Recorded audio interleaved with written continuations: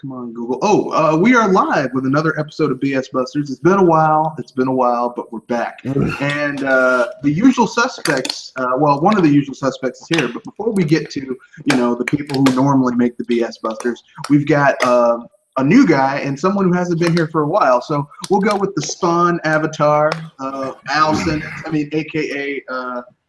Hell Spawn. Let's go, sir. Introduce yourself. Hello, my name is Metalhead Gamer, and as you can tell, I play video games and I listen to heavy metal music. So that's it. That's a great combination because there's so many games you can listen to heavy metal music while playing it, and it works out, like Doom. The actual game I played with Brutal Legend. Yeah. Listening to heavy metal at the same time, especially death metal, is Mortal Kombat.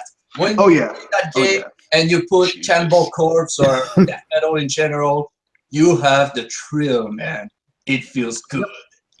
Yep. Or any beat 'em up, really, like Final Fight. But Mortal Kombat any game with a lot of energy. Metal is extremely generally has dark lyrics, so it fits.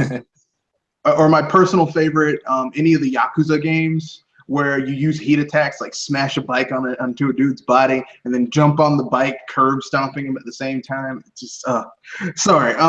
But we also have someone who hasn't been here for a while. Kirby's the one. Go ahead, sir. Introduce yourself. I'm Wonder Dean. I'm the man with no intro because for the few months I've been on this podcast, I can't think of one, so I don't have an intro. So none of y'all worry about that. And last but not least, Kenoshi Abominito. Go ahead, introduce yourself, sir. Well, Kenoshi Abominito. Wondering why there's not another Samurai Showdown. I just discovered that game yesterday. The game's pretty good. Yeah. That's okay. Yeah. Why don't you make new stuff? Why do you just rely on King of Fighters? Yeah. And Garo, yeah.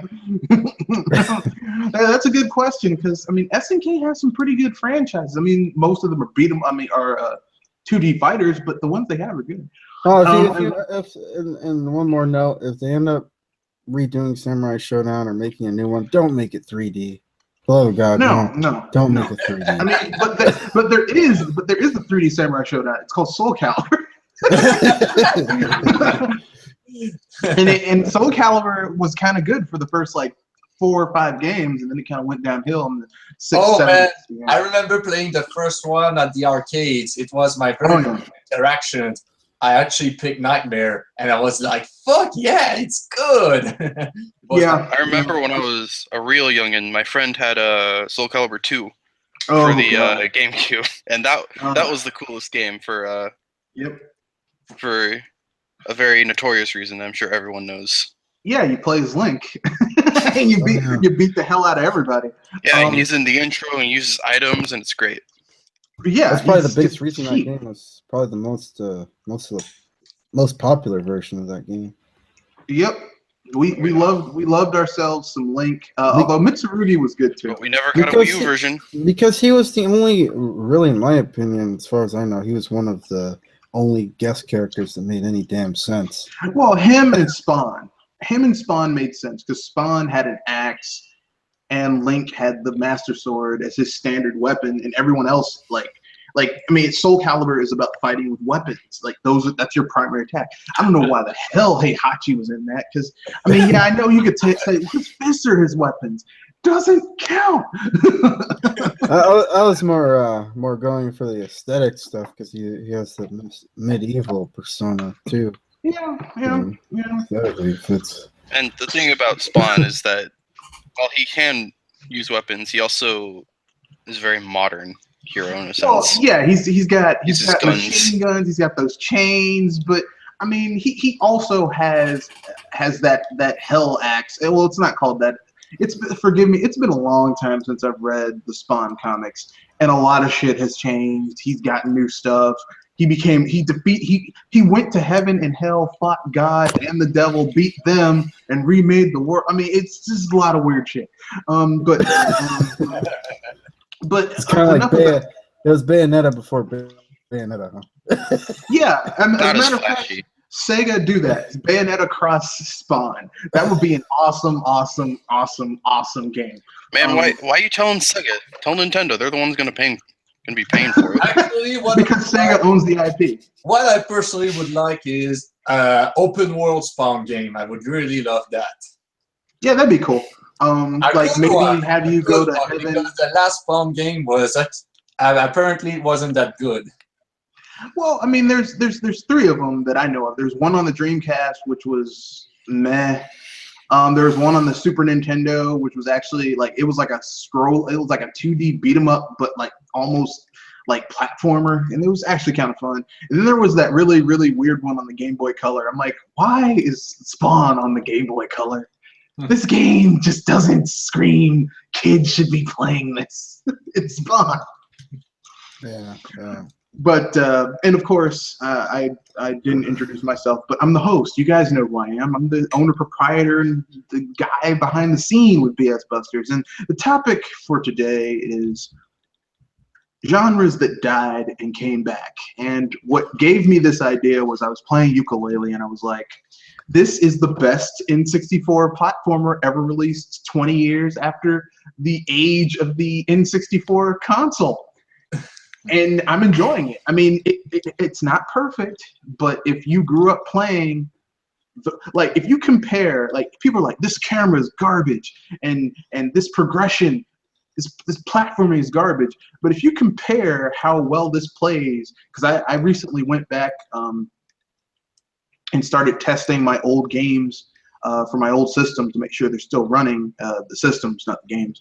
And I went back and I played Banjo-Kazooie, Banjo-Tooie, and Mario 64 and Donkey Kong 64. And I can tell you, ukulele is way better than those games on a technical level. I've been playing Super Mario 64 lately too, and I don't like the way Mario moves in that. He's not as snappy as modern Mario. I need to play ukulele a little longer, because I started playing it and I was just like, it's not doing it for me. Yeah. But I think if I give it a little more time, I think it'll be okay. I haven't gotten it yet because the Switch version isn't out yet. Here's what I'll say about ukulele for me. The more you play it, the more you begin to get back into that mindset you had when you were a kid playing on the N64. And the more you begin to get into the rhythm of it. Does that mean that the game is perfect? No, the camera is still kind of like, the enemies aren't that tough. The bosses aren't that tough. Your greatest enemy in this game is that damn camera. No, I would say if you're waiting for the Switch version and you have a pretty decent PC, I wouldn't do this. But I don't have a very decent PC. Don't worry about it. I get the Blackbeard edition, but yeah, I was gonna buy it on Switch, but they refused to release a physical version, so I'm like, fuck you then. Yeah, I'm double dipping. I got, because I actually did back the Kickstarter, and I basically got, like, originally I wanted to get it on the Wii U. Obviously, good thing I didn't.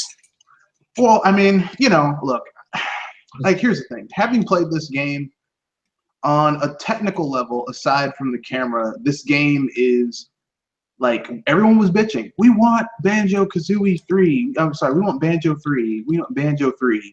Everyone wanted Banjo 3. And this is the closest you're gonna fucking get. So if you want to see the return of 3D platformers that are fun, have interesting aesthetics, good music, platforming, special abilities, world progression, that type of thing, you gotta support these types of games. And like I said, aside from a few technical issues like the camera, the game's solid. I would give it a solid high C, low B. Okay. All right. But yeah, I mean, it's not,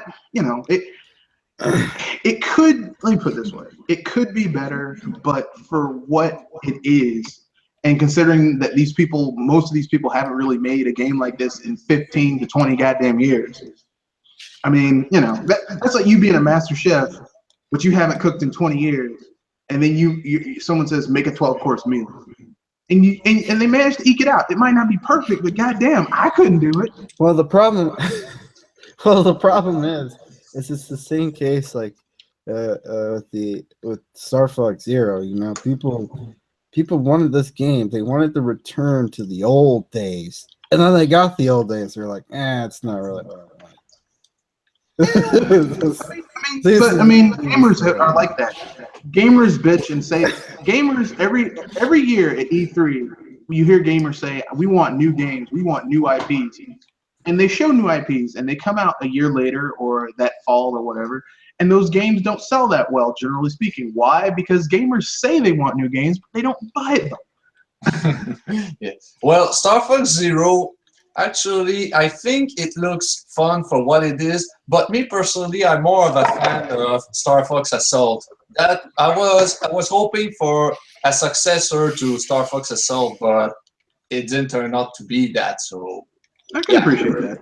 I didn't buy it because of it. I mean, me personally, when I play games, I absolutely need to control the character itself. I mean, if a video game is in a vehicle all the time, it's a turn off for me. If it's an option, fine. But if you're always in a vehicle, sorry, man.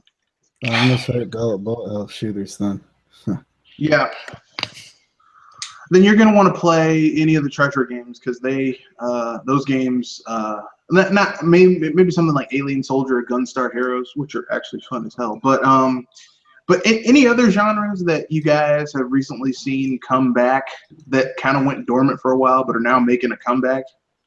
I would say I think more traditional JRPGs are actually making a small comeback, especially after the release of Persona 5. Well, I don't think they ever really left. They just had to move to different avenues. Like they used to be on consoles, like the PS1, PS2. And now they're on handhelds and PC. Generally speaking.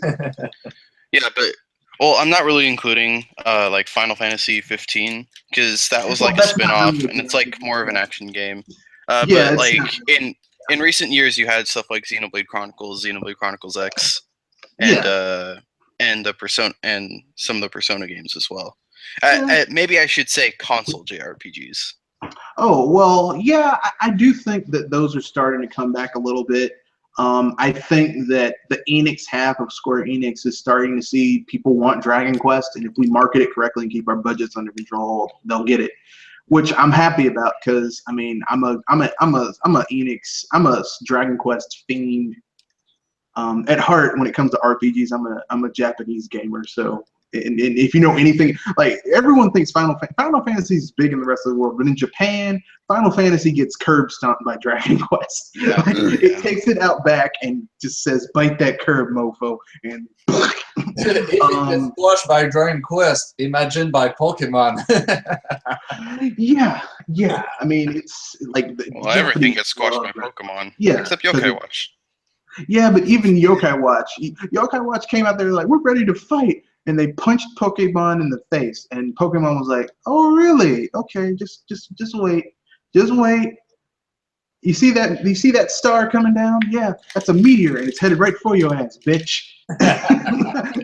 And then it squashed Yokai Watch, and Yokai Watch was like, maybe we shouldn't be talking shit, because But then again, you have to remember. Yokai Watch doesn't have that international appeal that Pokemon I has. would say Japanese games in general.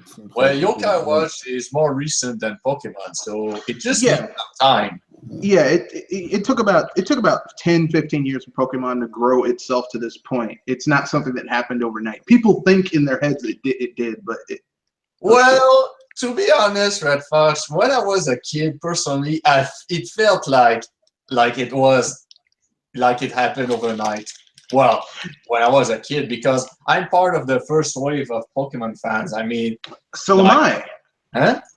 So am I. I too am part of that first wave, but like Pokemon was like an opening salvo.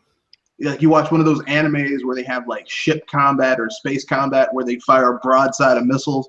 Like basically they hit everything with Pokemon when it first came out. It was like they had the card game, they had the toys, they had the games, they had the TV show with that shitty Ash Ketchum.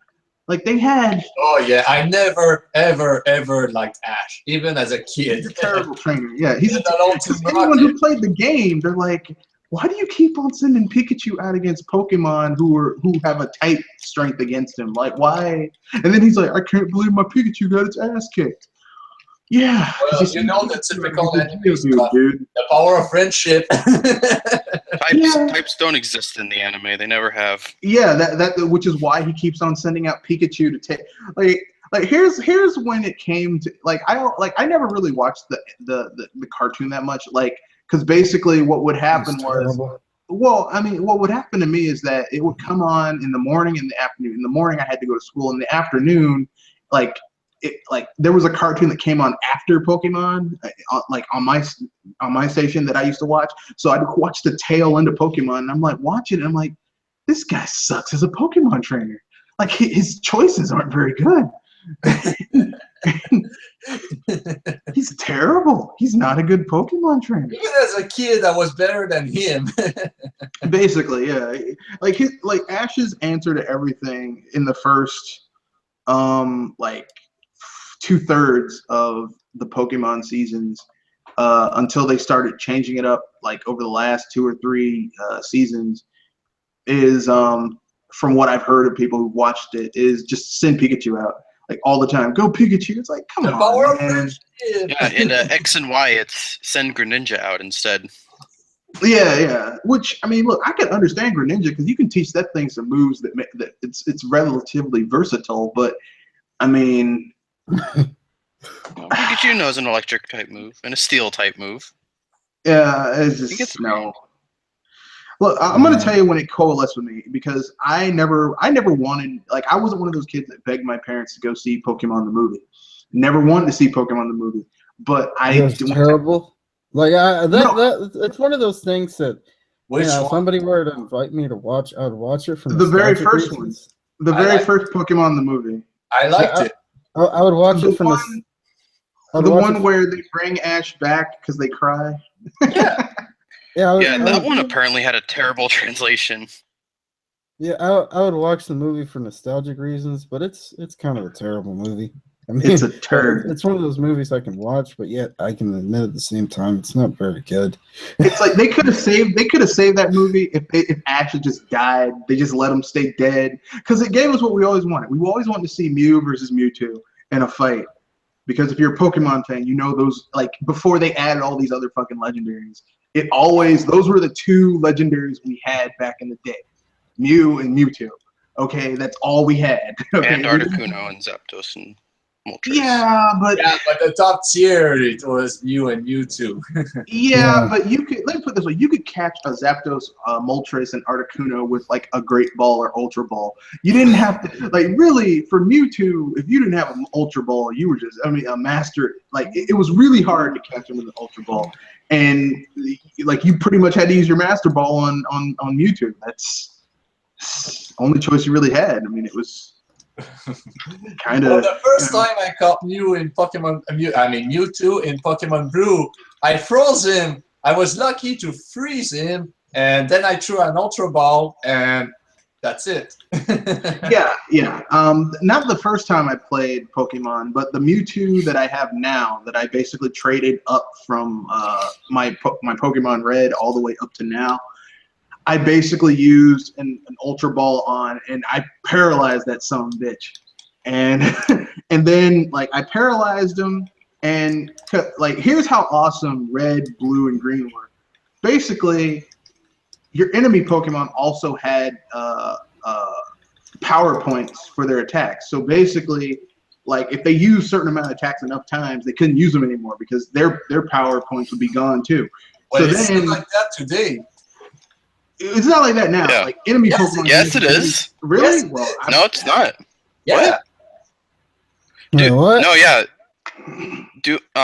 Letting battles drag out is very dangerous because a lot of legendary Pokemon don't have many PP for their moves, so they can get to a point where they start doing that struggle thing, so they hurt themselves, so that it can get rid of the tiniest bit of health that they have. It's happened to me a bit.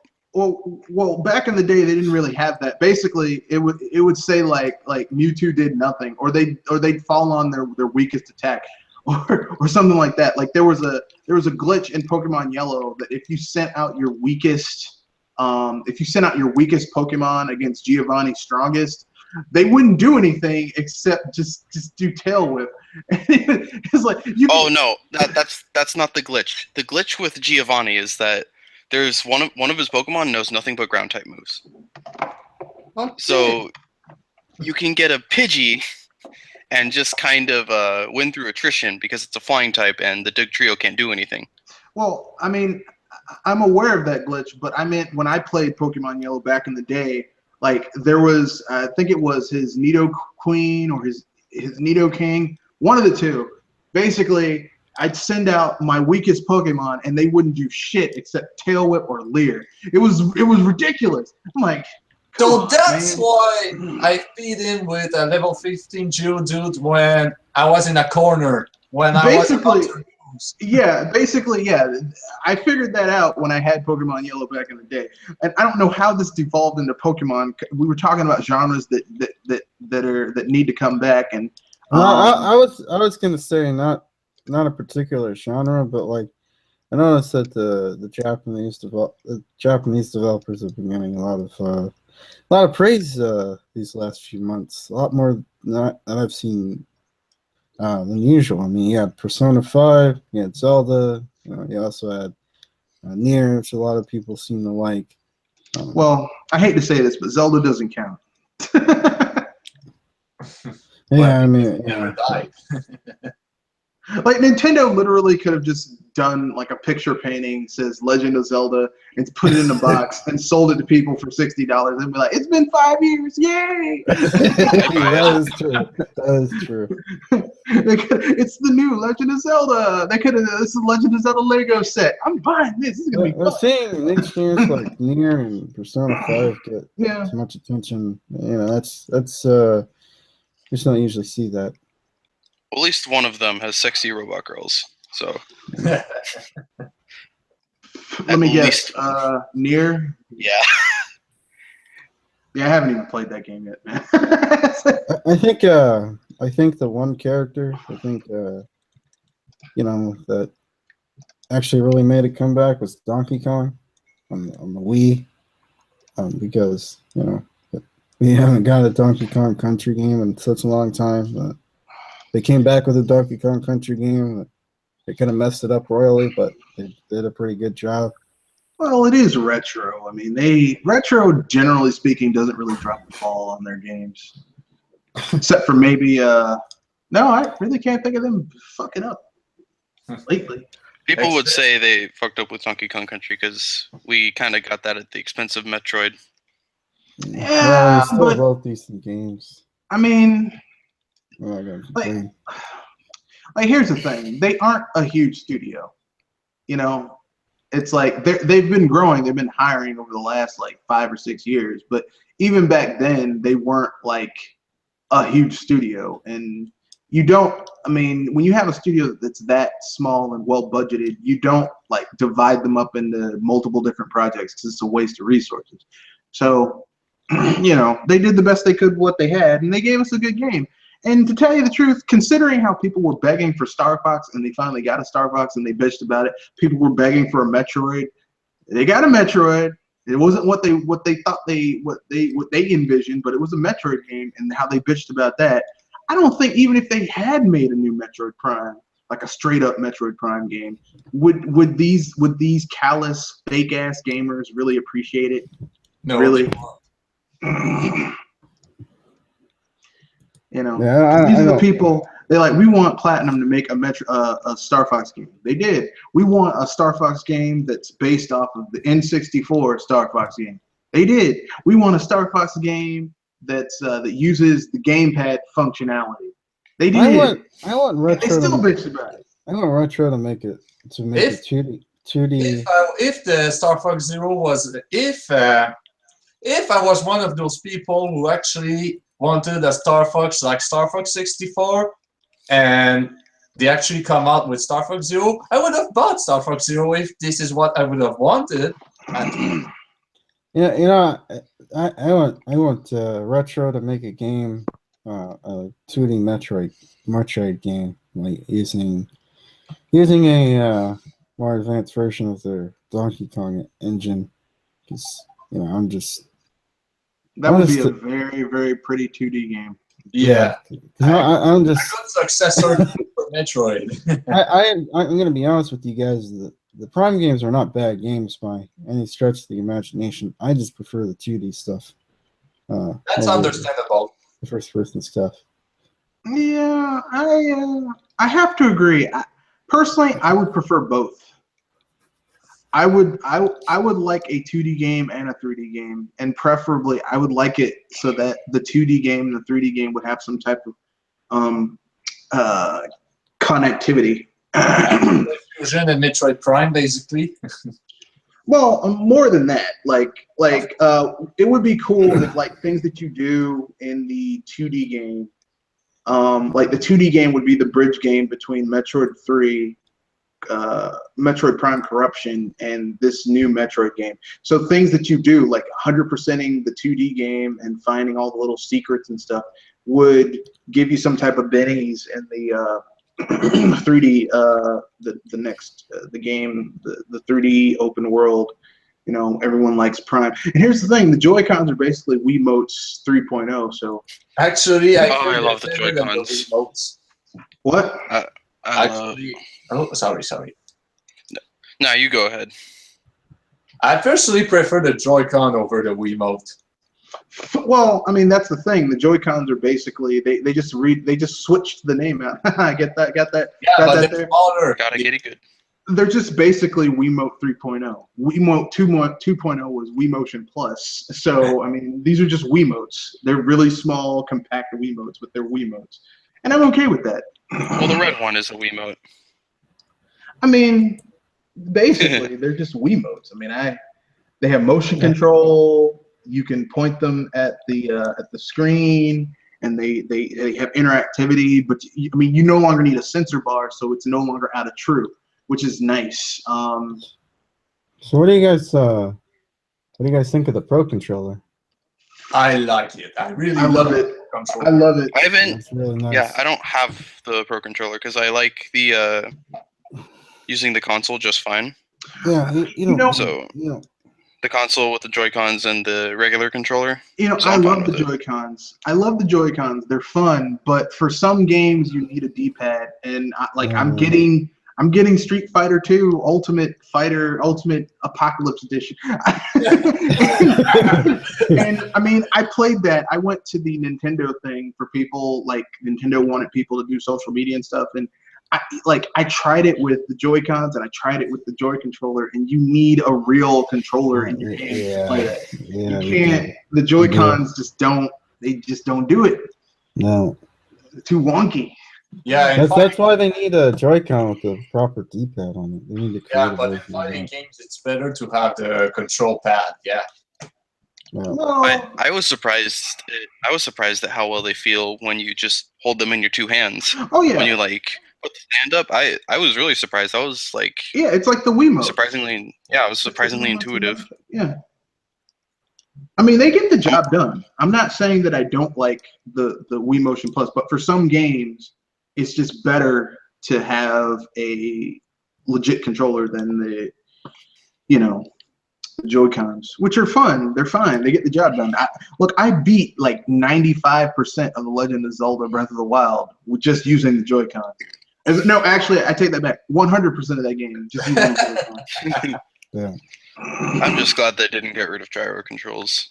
Oh yeah. I'm glad Nintendo. I've been a big fan of the gyro controls ever since the 3DS. I'm glad that Nintendo subtly just said "F you" to all the people. We don't want any motion control. And Nintendo's like, motion control is here, bitch.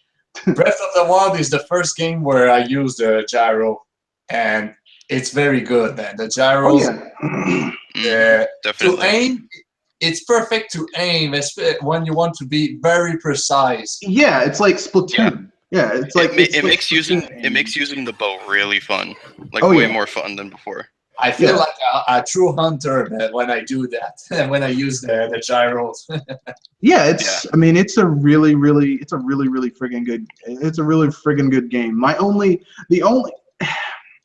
The only thing, and we've still got a little bit of time left to play around with.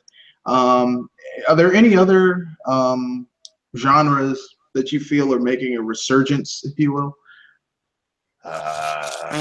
Question. Bomberman's coming back. Oh, yeah. Bomberman! That was such a surprise. Yeah. When Konami was like, "Hey, we're not going to be total dipshits. Here's Bomberman." Yeah. I mean, it's kind of like when you get a rebate check and you didn't even know you were going to get one. It's like, wow, someone sent me $34.72.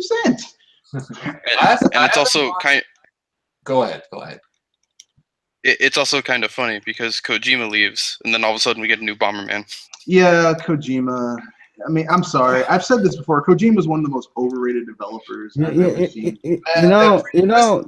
Jim Sterling, he talks about, F Konami, but he really should. He also should say, I'm not saying Konami is they're perfect angels and all this, but he should also say F Kojima as well, because he's spent so much money on that damned engine. Like, they spent so much time on it. Well, not just that. He put a lot of the resources in that company into, like, Metal Gear Solid games that had increasingly bigger budgets with each iteration, but never made a lot of, like, overall, they made less profit with each iteration back. So it was like... those Metal Gear games, those cutscenes, man. Yeah. I mean, when your game is 30% cutscene, there's a problem. Yeah. You don't even understand the story even after you watch 1 hour of cutscenes, man. Well, because in order for you to understand the convoluted ass Metal Gear story, you have to wiki. You have to go to the Metal Gear wiki and hope that you can read, 20, 30, 40 pages of dense, cakey material. Bastards. Yeah. Yeah, the thing about... But he's good friends with Jeff Keighley. And Guillermo del Toro. The thing about the new Metal Gear is, they hired Keith Sutherland as a voice actor, and apparently one of the criticisms is that, Snake doesn't really talk that much. It's like, well, of course. What was the point? What was the point? No, they probably had to pay Keith Sutherland a ton of money every time he came. More than David Hayter, yeah. Yeah, it's like, well, why'd you do that? Well, because it's like, here's the thing you have to realize. Hideo Kojima is a film student who couldn't hack it in film, so he became a video game developer. But he's not really like so he's like a Japanese David Cage. Basically, yes. He's a Japanese David Cage. And so here's what I'll say about David Cage. At least David Cage has made a movie. Hideo Kojima has not had a movie theatrically released from him, so he's kind of a... I mean, you say that, but he still made Metal Gear Solid 4. And that's basically, 30% of that game is a movie, and that game is, 40 hours long, so 30% of 40 hours would be roughly 8 hours, so... no, not 8 hours, roughly about 12, 13 hours. So, technically he's made a 13-hour movie with button prompts. I remember that game. I played Metal Gear Solid 4. I beat it, and the cutscenes, man. My favorite Metal Gear is the Twin Snakes. Snake Eater. I like Snake Eater on the GameCube. That's the only one I really like. My favorite is Peace Walker on the PS. Yeah. That was fun. Yeah, the ones that are spin-offs are fun to me. I don't like because the problem with Kojima is that he's too fucking pretentious. Like, his games just aren't like, they sacrifice fun for Kojima's ego and pretentiousness. Yeah, for them, fun is a dirty word. It's like, you have a one-eyed guy named Solid Snake, which is a euphemism for a dick, hence why he has one eye, because he's Solid Snake. And he's a one-eyed snake. Yeah, he's a one-eyed snake. He goes around shooting people, and like in the first Metal Gear Solid, you could threaten this female office worker so hard that she'd pee herself. Just weird shit like that. whatever. I don't know. So Bomberman's coming back. Hopefully after this we can get a Bomberman adventure type game because I enjoy base Bomberman, but I always have a soft spot in my heart for the Bomberman adventure type games. Hopefully we can get a more polished Bomberman as well. I actually have a question, guys. I haven't bought the Super Bomberman R yet. Is it good? It's okay. Yeah, I mean, I think it's $39.99. I think it's $50. Yeah, like I would wait. 60. Yeah, I would wait. It's $50. I think. I think you should wait until they do a price drop, and then all the content will be there. And also, I think the online is also kind of laggy. Yeah. Well, I don't really care that much. Yeah, it's $49. Okay, the single player is pretty good. Yeah, it's $45 to $49.99. My advice would be to wait until they do like a price drop to like maybe like $39.99 and then get it. Well, I never buy third-party games at full price anyway. I'm just saying that would be my personal recommendation. Okay. We're getting those DLC costumes too. Yeah. Free DLC. The best type of DLC. The DLC that costs free $99. Pyramid Head Bomber. Yeah, that was kind of weird. Simon Bomber looks cool, and Vic Viper Bomber looks cool. Now all they need is the Gradius. Well, Vic Viper is the Gradius vehicle, but maybe Twinbee, the Twinbee Bomber. Poppin' Twinbee. That would be fun. So any other titles you guys want to bring up before we wrap things up? Genres that are coming back, that were dead but are coming back now? Good question. And then we'll move on to the fun topic, and then we'll wrap things up. I think in the future, we'll get like a completely different type of open world game because of Zelda. Yeah, I was about to say we already got, because like I've been playing some open world games like Skyrim and Mass Effect Andromeda to a certain extent as an open world game. Well, I mean, I've put maybe like 30 hours in the game at this point, and I'm gonna keep it real with you guys. It's aside from the character models being garbage, the environments are pretty nice. The story is pretty good. The characters are relatively well fleshed out in terms of like how they're written, how they are acted, stuff like that. I think it's a shame that EA cut their budget in half from 100 million to under like 50 million. I think it went down to 40 million. So, I mean, you know, think how awesome this game could have been had their budget not been cut in half. Well, it's EA. What did you expect? Yeah, and EA is going to throw them under the bus, BioWare under the bus. So don't be surprised if this game doesn't sell well enough that BioWare gets broken up and split up and turned into a lackey. Yeah. That hurts my soul because I used to love BioWare games so damn much. It's always kind of a shame. It's always kind of a shame when something like that happens to Andromeda because, you know, you see those. Hello, Contrarian. How's it going? I see you have the awesome Min Fu. yeah, Min Chao. Min Chao. Believe me, I decided to change it because I was making a team around him, so to keep my avatar fresh. All right. Well, you're just in time for us to do our anything you just want to do a quick rant about that's been bothering you in the gaming community lately. And everyone gets one. Who wants to go first? I'll go first to talk about the whole Wii U, about, you know, people being really harsh on the Wii U after it launched. You know, after the Switch launched, like 10 reasons why the Wii U failed.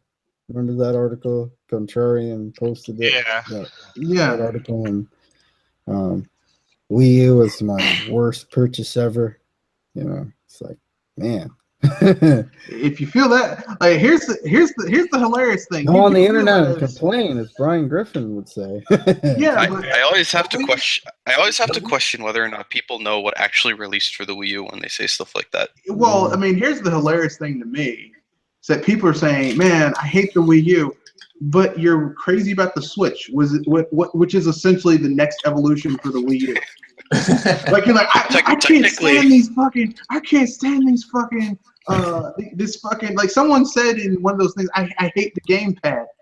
Do you know what the mobile mode of the Switch is, you dumb motherfucker? It's a gamepad. Yeah. You're playing with a gamepad. But it's a good gamepad too. But Mr. Red Fox, you're attempting of using on using logic. Yeah. These guys are dumb as bricks. Well, they're dumber than a brick, because a brick, you can use a brick to build stuff. It's solid. It's got some strength to it. These people are dumber than a bag of rocks. And you know what's funny about this? Wii U was the most customer-friendly of the three consoles. Yep.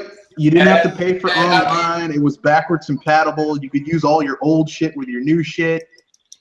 I mean, and instead of supporting the Wii U because of those qualities plus the awesome games of Nintendo, instead they support shitty consoles with paid online, shitty games at launch, with patches that eats the internal memory of these consoles with 100 gigabytes a game, and they pay for online with prices that rise up. It's like, come on, man. Yeah, the S, you basically summed up the S-Boss 1 in that sentence. Yeah, it really kind of, you know. In my opinion, the PS4 hasn't really been worth buying until like this year. But Persona 5 is a really awesome game that Yeah, came it out. seems like It justified the PS4 purchase. I mean, that game is awesome. Not so much Persona 5, because that's for the PS3 as well. Yeah, like it's not exclusive, which kind of it's like, man, I'm really like it's like I have a PS3 and I can get most of these games for the PS3. I'm gonna wait until the prices for the PS4 hit rock bottom, and then I'll get a PS4. But the whole thing about the PS4 is like there's a ton of games for that console, but a lot of them I can play either elsewhere or they're meh. They're meh. Yeah. Yeah, they're like, or they're knack. This game doesn't. Yeah, they're like knack. Knack is not a terrible game, but it's not like it's not a Zelda Breath of the Wild. It's not a Mario. It's not a Mario 3D World. It's not a game. Donkey Kong Tropical Freeze. Yeah, it's not a type of game where you're like, okay, this game is so unique or so mechanically tight that I have to own this console in order to play this game. Or if I have this console, I'm going to get this game because it's great. But I was going to say something. But Knack looks cool, though. No, I'm joking. I was going to say about a certain PS4. Oh, I forgot. My friend is telling me that Horizon Zero Dawn is a really good game. You guys play it? I did. I've seen some of that game, and it looks interesting, and not the best way interesting. Yeah, I've played about. Describe it. Describe how it looks interesting and not the best way. I've seen like some of the first few story cutscenes. First of all, apparently it has like an hour or so tutorial. And it's one of those classic modern AAA super long cutscene heavy tutorials that no one really wants to slog through. Oh god. That are like really annoying. You know what I'm talking about. Yeah, we know. And like the AI I've seen like one sort of battle or thing, and the AI looks really bad. The whole aesthetic of the mechanical dinosaurs is kind of pointless as well, but that's a nitpick. The dialogue from those first few scenes is really bad. It's not written very well. Like, Yeah. I was playing Legend of Zelda Breath of the Wild, and like, from a story production standpoint, it's actually pretty impressive from somebody like Nintendo, and like an internal Nintendo game. Yeah. And like seeing Zelda always something. have good stories, though. Yeah, but That's I true. mean, But I found Breath of the Wild story to be the weakest Zelda story. well, I'm sorry about that. it's not that it's it's a told weak in a story. story. It's just told in a way that You can't Yeah. you can't rely on the given to you. cutscene. Yeah. You can't rely on the cutscenes to give you everything that there is Yeah. about this world. Like a also lot of has- the story, So a lot far, of I the story, enjoyed the story so far, though. a lot of the story in Breath of the Wild is given to you via like you exploring, like you seeing stuff that's going out. Like you go someplace and you see it crawling with busted up guardians, and you're like, "What the hell happened here?" And like you know that something big happened here because like every place else you might occasionally see a guardian that got busted up, but if you go someplace and you see like tons and tons of guardians Actually, jacked up, you're like, "What the hell happened?" that was Link. Actually, that was Link before he went down. He Well, took down. he He took down a lot of guards. Contrarian. There are people who haven't beaten the game yet. Oh, sorry about the spoiler. Here's why I was being vague. Okay. But anyway, like sorry guys. it doesn't tell you the story directly. You have to go and find stuff out. Like you have to go and do the memories, which tell you more about the story. But here's the thing: this isn't the first time we've had this from Nintendo. Go play Xenoblade Chronicles X. They did the same thing as Xenoblade Chronicles. Oh yeah, X. that's right.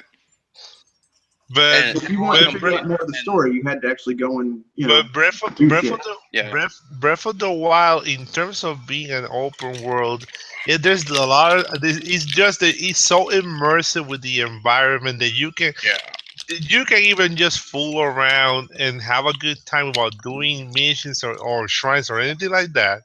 You know, it does ruin open world games for me because I went to a friend's house and I'm like, I'm gonna play like about 30 minutes of Horizon Zero Dawn, and I'm like, this is garbage. And I throw down the controller. Basically, after Breath of the Wild, you can't go back after Breath of the Wild. Everyone needs to step up their game after this. Yeah. Well, my friend, Ubisoft. at least my friend, like he owns Horizon, and I was like spending time with him today, and he's always saying, like, at least that I should give Horizon a try. That is really, really, really good. Like one of the best open worlds he ever played. Yeah, that's a little too far for me. I heard about the story, and the story kind of sounds interesting. But. I think the thing that I really like about Breath of the Wild is how truly open world it feels. Yep. No, they really do a good job at giving you that illusion of going anywhere and doing anything. Yep. Yeah. So, like, when you get approached with, like, some sort of problem, there are multiple ways for you to deal with the problem. Yep. Like, for instance, for the labyrinths, right? Those giant labyrinths that you find once in a while. There are, like, 3 of them. One of them, it's a more traditional labyrinth. You kind of have to find a way to the end. And there's actually a lot of ways that you could do it. You could like put down fruit to like tell where you've gone before. You could just go around more. You could just go in and go around more traditionally, or you could do what I did and climb to the top using your stamina food. Yep. And then find the end that way. Just kind of cheese it. Yep. Yeah. Yep. Like, all of them, you can cheat like that. It's great, and it doesn't punish you about it. No, I know. It in essence, it's kind of rewarding you for being clever, and I really like that. Well, like every Zelda games, each time you come up with creative ways to solve problems, you feel smart after that. Actually, I just went the troglodyte route in one of the labyrinths and just killed the guardian and then explore it. Well, yeah. I mean, in one of the labyrinths, there's like you go inside the main hall of the labyrinth, and there's just a guardian just hanging out there. It's like God damn it. Now, I mean, depending on when you get there, I mean, the only thing that prevents you from moving further in Breath of the Wild is the enemies. Well, it's how skilled you are as a player. Because I've seen people with 4 hearts like leave the Great Plateau and they go fight Ganon. Now, I didn't do that because I was like, fuck that. Yeah. But yeah, I had better things to do. Yeah, I was like one of the first areas you go to with people. They're like, hey, if you sneak into Hyrule Castle, you can find this armor. I'm like, bitch, I've got 4 hearts. You know I cheated Hyrule's castle.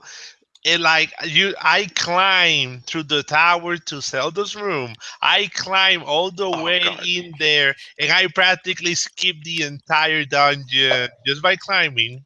Yeah, but there's lots of goodies and stuff that you miss that way. Like some really good weapons. The Hylian shield. I did it for the memory.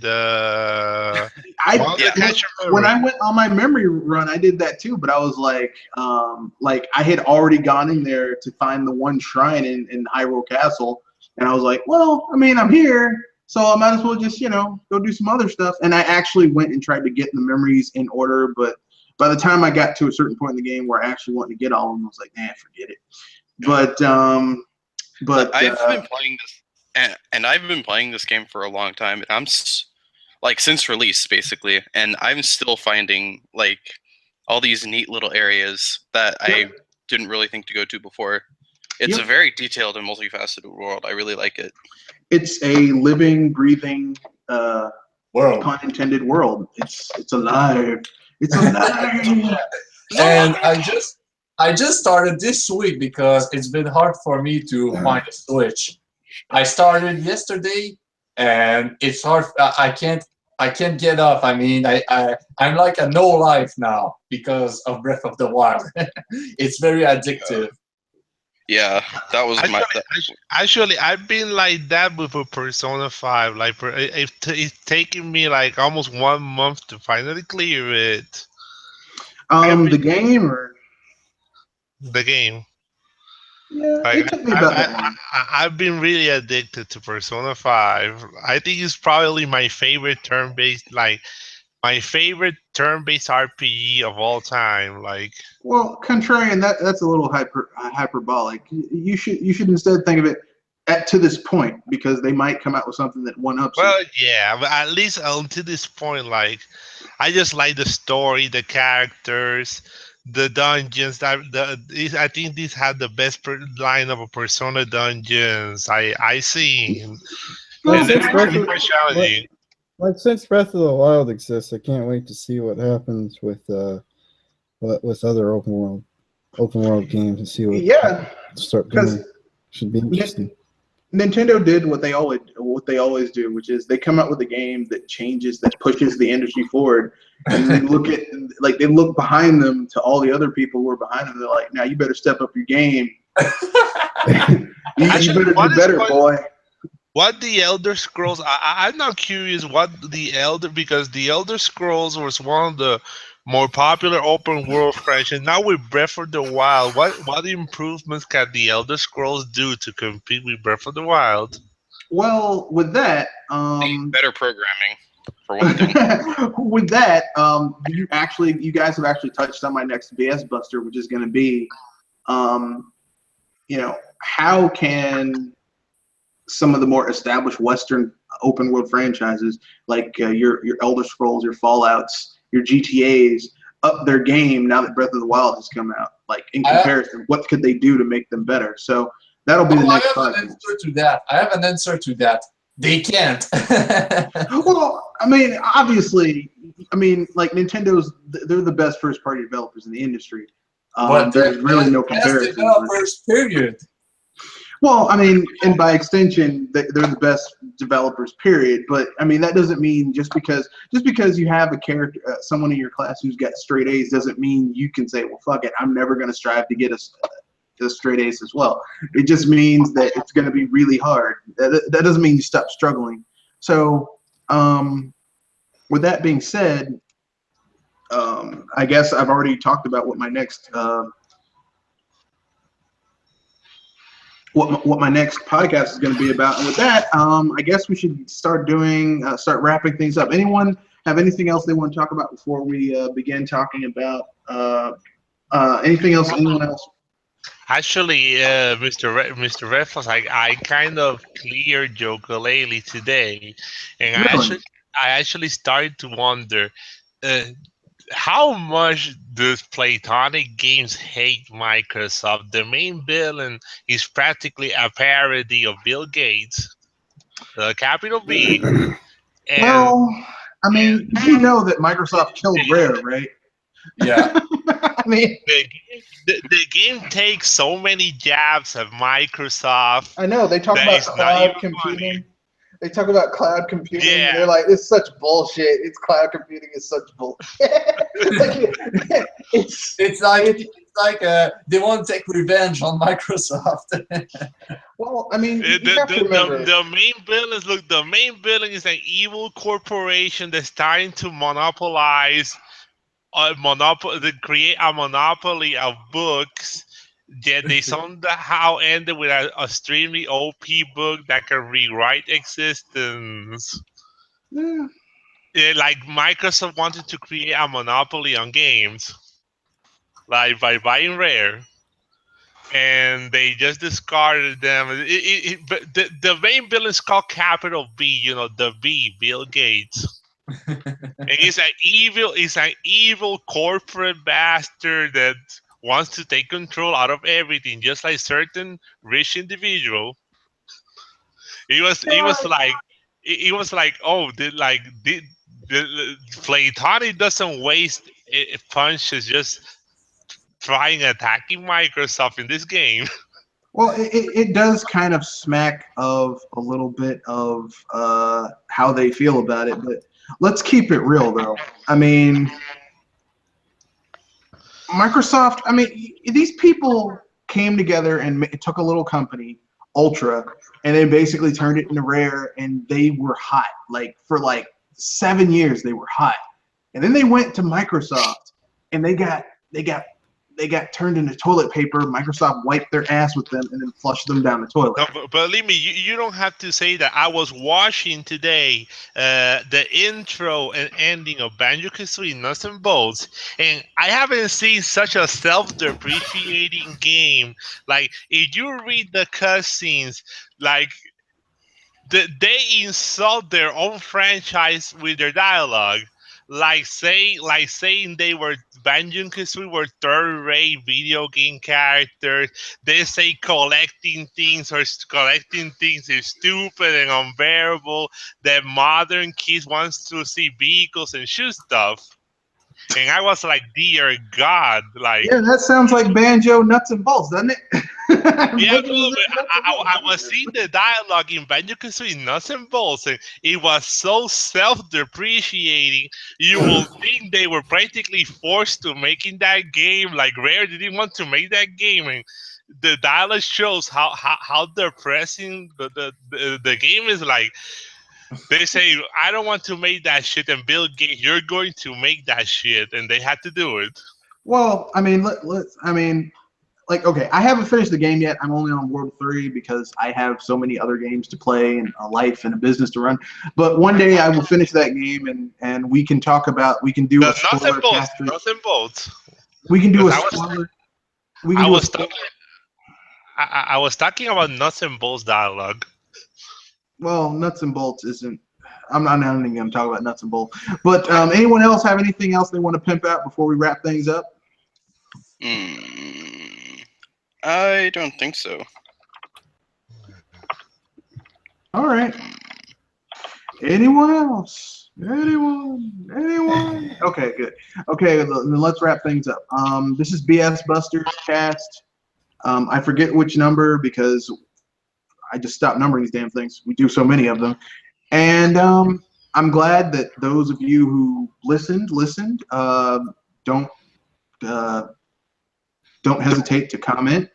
You know, I enjoy when people share their comments as long as they're respectful.